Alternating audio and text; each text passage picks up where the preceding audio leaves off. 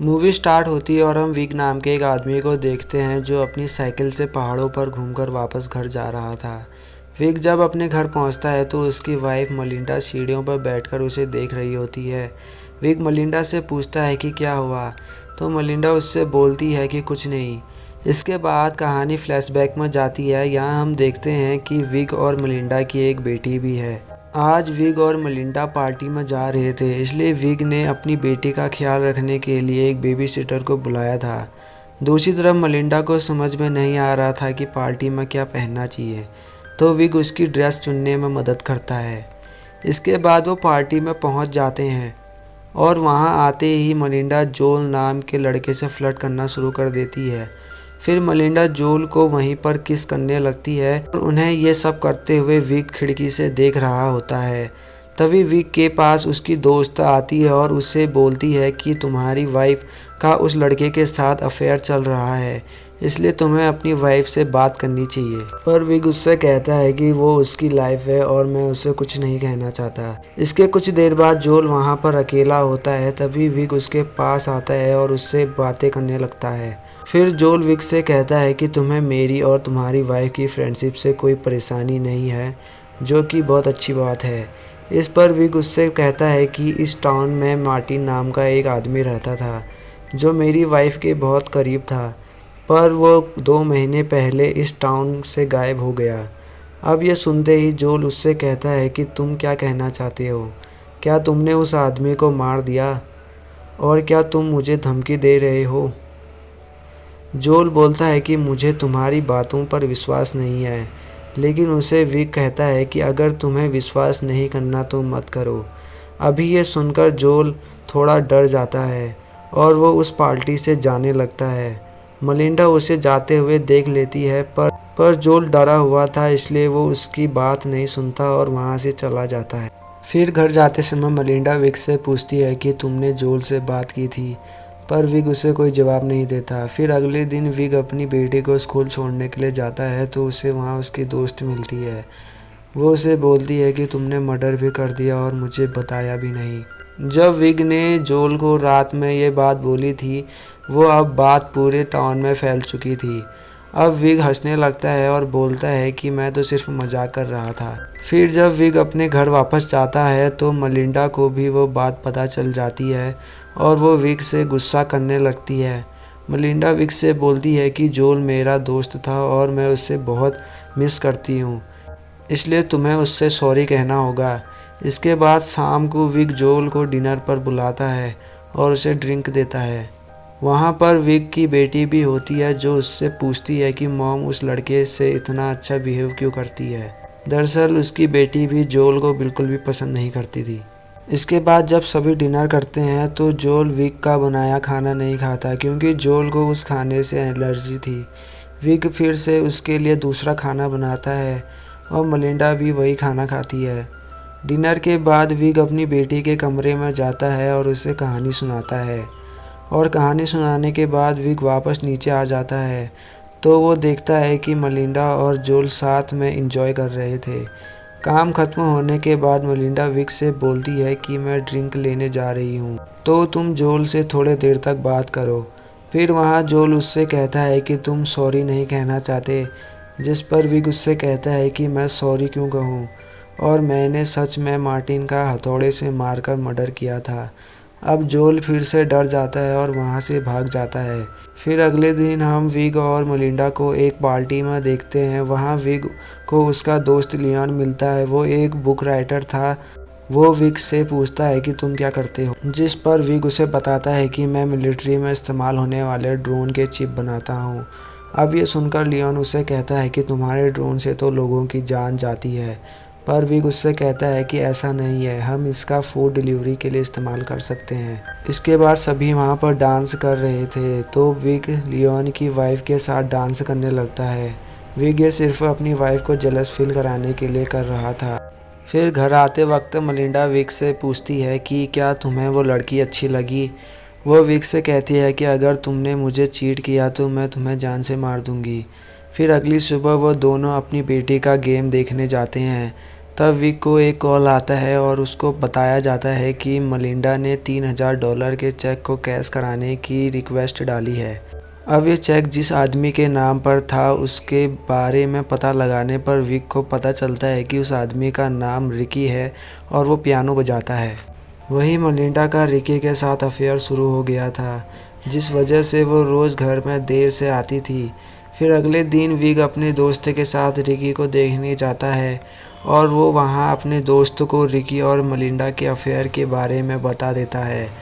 फिर अगली सुबह विक मलिंडा से पूछता है कि तुमने $3000 रिकी को क्यों दिए, तो उसे मलिंडा कोई जवाब नहीं देती।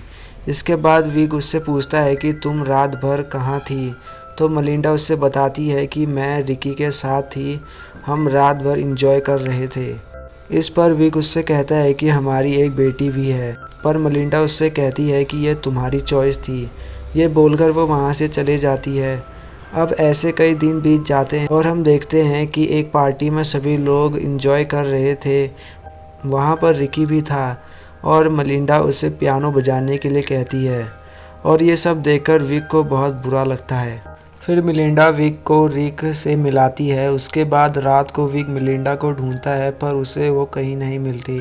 फिर थोड़ी देर बाद वो देखता है कि वो दोनों कमरे के अंदर एंजॉय कर रहे हैं।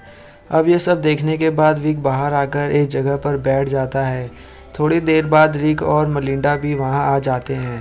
तभी वहाँ अचानक बारिश होने लगती है, तो सभी लोग वहाँ से भागकर अंदर की ओर चले जाते हैं। अब वहाँ रिक और विक अकेले होते हैं और लियोन भी ऊपर से उन्हें देख रहा होता है। थोड़ी देर बाद विक भी अंदर आ जाता है और सभी से बातें करने लगता है। वहाँ पर मलिंडा को रिकी कहीं पर भी मिल नहीं रहा था और फिर जब वो खिड़की से बाहर देखती है तो वहाँ रिकी की डेड बॉडी पूल में तैर रही थी। इसके बाद सब भागते हुए बाहर जाते हैं और उसे पूल से बाहर निकालते हैं। फिर थोड़ी देर बाद वहाँ पुलिस आती है और वो पूछते हैं कि रिकी के साथ आखिरी बार कौन था, जिस पर मलिंडा उनसे कहती है कि विक ने ही उसे मारा है।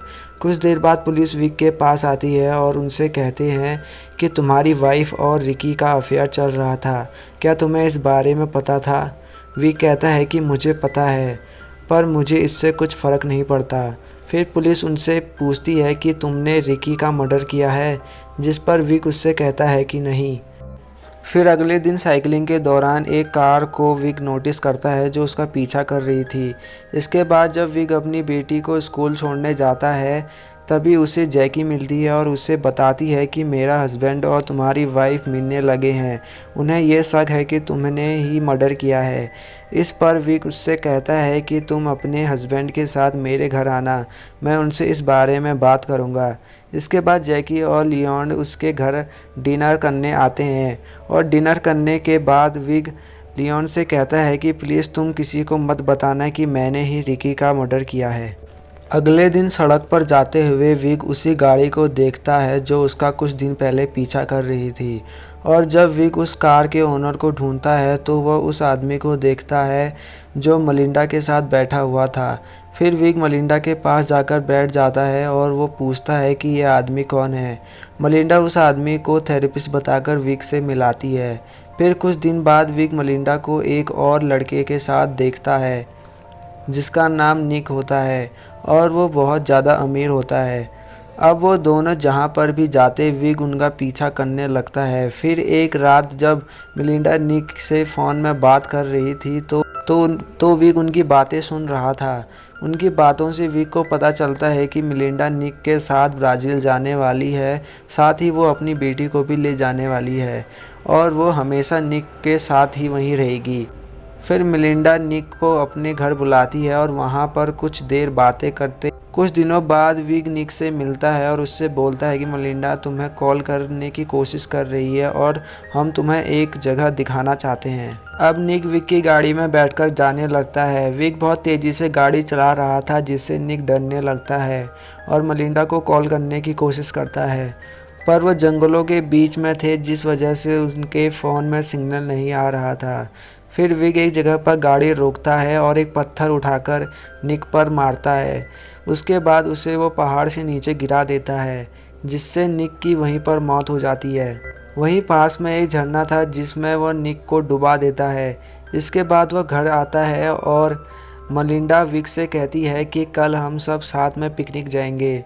फिर अगले दिन सब पिकनिक में जाते हैं तो विग वहाँ देखता है कि निक की बॉडी अब पानी के ऊपर तैर रही थी। अब विग को उस बॉडी को ठिकाने लगाना था, इसलिए वह अगले दिन साइकिल लेकर वापस उसी जगह पहुंचा। वहीं मलिंडा जब विग को ढूंढ रही थी तभी विग के सामान में उसे निक के वॉलेट मिलता है, जिसे देखकर मलिंडा को लगता है कि विग ने ही निक को मारा है। फिर हम देखते हैं कि विग निक की बॉडी को डुबाने की कोशिश कर रहा है। तभी उसे ये सब करते हुए लियोन देख लेता है। अब निक की बॉडी देखकर लियोन वहाँ से भागने लगता है और तभी उसे पकड़ने विग उसके पीछे जाता है। विग शॉर्टकट लेकर लियोन की गाड़ी के आगे आ जाता है और विग को बचाने के चक्कर में लियोन की गाड़ी का बैलेंस बिगड़ जाता है और वो खाई में गिर जाता है। इसके बाद विग साइकिल लेकर घर वापस आ जाता है और यहीं से मूवी की शुरुआत भी हुई थी। यहाँ हम देखते हैं कि मलिंडा विग को बचाने के लिए निक के वॉलेट को जला देती है। मलिंडा को लगता है कि विग उससे इतना प्यार करता है कि वो किसी की भी जान ले सकता है और वो विग के साथ ही रहने का फैसला करती है। इसी के साथ ये मूवी यहीं पर ख़त्म हो जाती है।